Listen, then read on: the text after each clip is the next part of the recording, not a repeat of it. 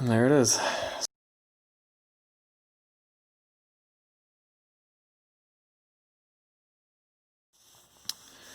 Hi everyone, welcome to this episode of Think, Learn, Do. For this episode, we're going to be playing around with some RGB LEDs again.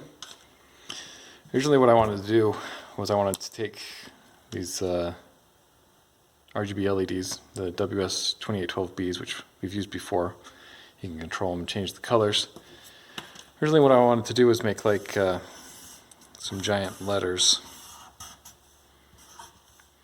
and then just have a bunch of these LEDs on here. We do cool colors on them and make words out of them. But making a circuit board this big is going to cost a lot of money. So I changed my mind on that. We're not going to do the letters, though I would like to maybe some other day. But the idea that I came up with that would still allow me to play with these, do something cool. I'm going to make some, so here's our RGB LED. I came up with the idea of making like some little pieces that we could solder together to build into a larger thing. So like, here's our circuit board. And we have some connectors on here. And there's another one. And there's some connectors here, and we can build up whatever we want, you know, by sticking these together however we want to do it.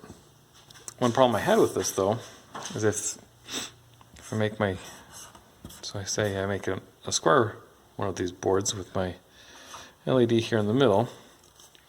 We have our connectors, right, coming off the sides.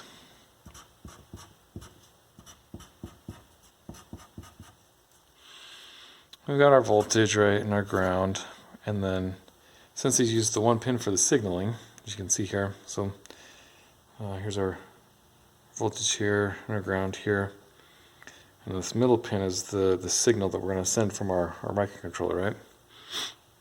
Well, it's a one-way signal, and it has to go in one pin and out the other, and it's chained on all these LEDs. So this makes this a little bit harder, because if I have an in here and an out here, when I hook up my next one, say this is voltage, these two pins match up with voltage, and these two match up with ground. And the problem here is this is going to be in, out. And this is a problem because we're going to have in going in here, and then it needs to come out here and go into this in here. But see, we have both ins hooked up here and outs hooked up here, so the signal will come in here, go out here, and go out here into the out pin on this one, which means that one's not going to work. So my solution for that problem is we have this set up here on this side, right, with the voltage, ground, in, out. And then on this other side, we're going to do the same here, except we're going to flip our in and out pin. So that means that instead of having in on this side, coming off here, this is going to be an out pin, this is going to be an in pin. That way, in here comes up, goes through our RGB LED, and then out can come in our in here, our in pin here. This will work. So I got my circuit boards back from Osh Park.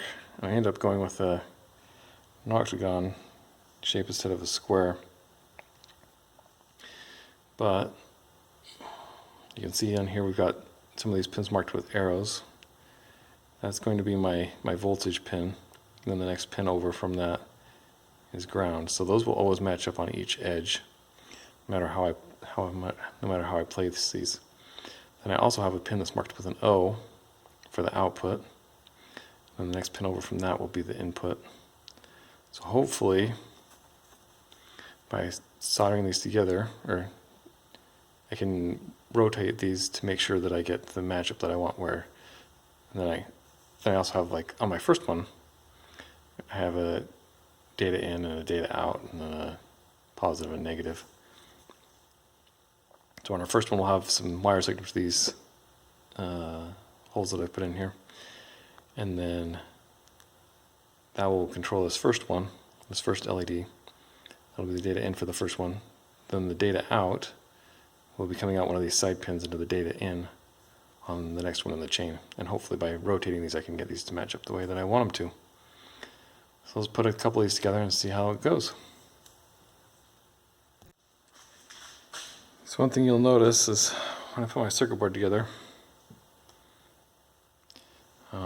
this center part is the RGB LED, and then we've got a little capacitor. This is just based on their data sheet and what they need. And you can see it's a surface mount part with a surface mount capacitor, but these ones aren't too bad to do. Basically we just put a blob of solder on this pin, or on one of these pins, and then just while heating this up I'm just going to push the pin or the package into that one pin.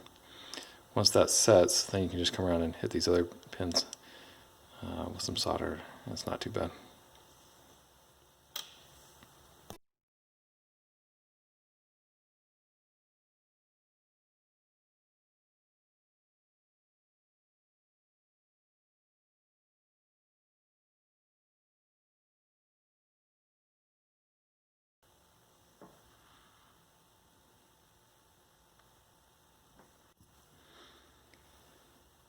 Alright, I think we managed to get it soldered all together. Let's get up to our trusty old Arduino and see if we can get something to light up on this one. Alright, we've got our data pin over here. It's going to be pin 6 on our Arduino. And we've got ground and power. Look these up on here. We are ground and power and data pin, or data in. And then I've just got a simple program I've loaded on here that's just using the fast LED library, which makes it really easy to control these RGB LEDs. And it's just going to do some cycling through some colors, so let's see that in action.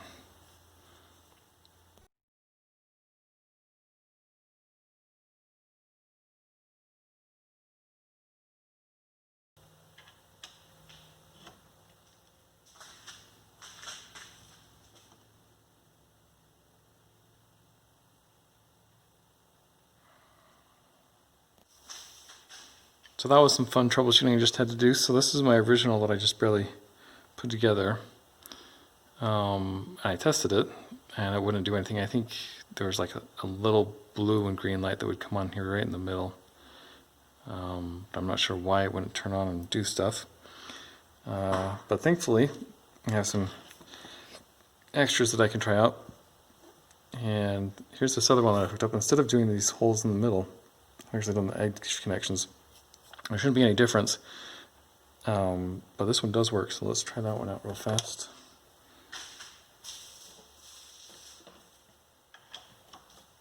We've got voltage.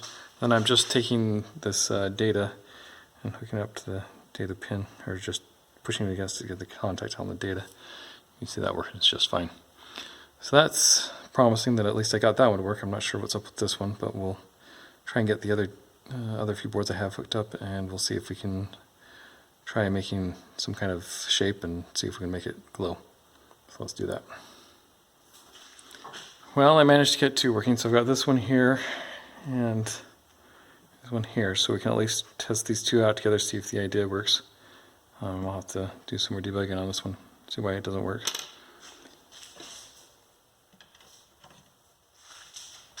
So there's that one. Okay, let's hook them together and see if I can get two of these working at the same time. Alright, just want to try and get in close and show you what I can see, or how I hook these together. So you can see the two arrows there in the middle are pointing, or are stuck together, and then the next one up is ground, and then I had to put a little bit of a gap there so that the in on this one wouldn't connect to the out on this one, because that would make a loop, and I think that would be bad. But then the out here, the O on this side is the out on this LED, and it's going into there's no O here, so that's the in on this one.